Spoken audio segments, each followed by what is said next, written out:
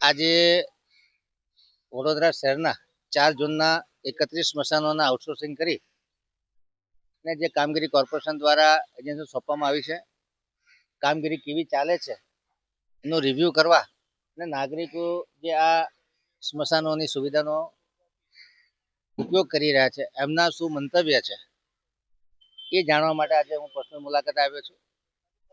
ઘણા નાગરિકો સાથે વાત થઈ એટલે ખૂબ સારી વ્યવસ્થા છે. તમામ વસ્તુ ફ્રી ઓફ કોસ્ટ કોર્પોરેશન દ્વારા આપવામાં આવી રહી છે. આજે ઇજારો કર્યો છે એના 2 પાર્ટ છે. પાર્ટ 1માં લગભગ 1280 રૂપિયાના 7 મણ લાકડાના 280 રૂપિયા, 1200 છાણાના 900 રૂપિયા ને 5 નંગ પૂળાના 100 રૂપિયા, આમ થઈને 1280 રૂપિયા થાય છે. વત્તા આખરી સામાન જે ગરીબ માણસો જોઈતો હોય એના બીજા 2780 રૂપિયાનો ખર્ચો થાય છે. જ્યારે પાર્ટ બીમાં લગભગ 248 જેટલા કર્મચારીઓ લીધેલા છે, જેમાંથી 51 સ્કિલ્ડ કર્મચારીઓ છે જેનો પગાર 18,500 રૂપિયા છે અને જે અનસ્કિલ્ડ કર્મચારીઓ લીધા છે બાકીના 147 જેટલા, એમનો પગાર છે 17,700 રૂપિયા. આ તમામ કર્મચારીઓના PF, ESI, special allowance, bonus તથા ઇન્સ્યોરન્સની સુવિધા આપવામાં આવે છે.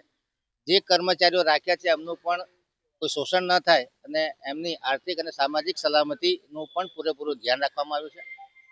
ચોમાસાની સિઝન છે, અમુક શેડમાંથી પાણી પડતા તે રિપેરિંગ કરવાની સૂચના આપી છે.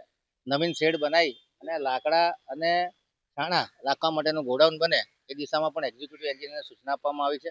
આજુબાજુ સ્વચ્છતાનું ધ્યાન રાખવામાં આવે, જે ઝાડી ઝાકરા ઉગી ગયા છે એનું પણ જંગલ કટિંગ થઈ જાય અને આવનારા નાગરિકોને સુવિધા ન મળે તો પાણીના કનેક્શન માટે પણ વાત કરવામાં આવી છે. આ સ્મશાન જે ખાસવાડી સ્મશાન છે એ રિનોવેશનમાં છે, એટલે પાણીના કનેક્શન આગળ છે અને પાણીના કનેક્શન પણ થાય એ દિશામાં પણ કામગીરી કરવામાં આવશે.